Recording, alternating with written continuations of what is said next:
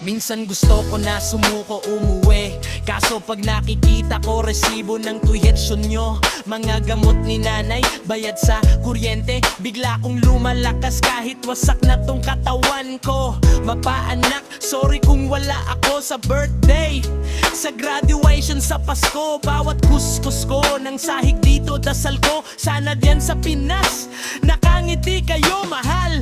Wag mo isipin na nag-iisa ka dito, ako lumalaban din para sa pamilya. Ako nagbabantay sa mga bata sa bahay natin para pag uwi mo may uuwian ka pa rin. Oo, masakit din katawan ko sa trabaho plus alaga sa mga bata sa biyenan mo, pero iniisip kita kaya kinakaya ko. Tayong dalawa to, sabay tayong mangangarap pa rin. Mahal, pagod na ako. Ako rin mahal pero malapit na.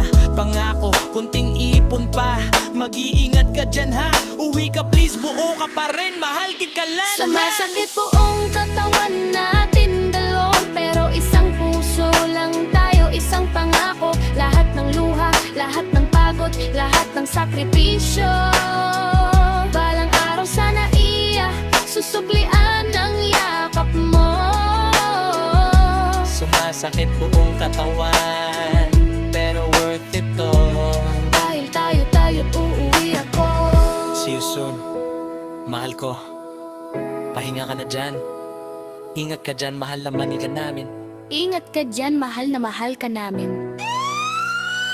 Sumasakit buong katawan natin dulo, pero isang puso lang tayo, isang pangako. Lahat ng luha, lahat ng pagod, lahat ng sakripisyo.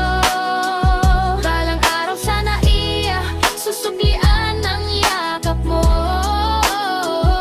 Sumasakit buong katawan, pero worth it to. Dahil tayo to at uuwi ako. See you soon, mahal ko. Pahinaan na dyan. Para sa lahat ng long distance family, ingatan nawa po kayong lahat. Mayawa po ang Diyos.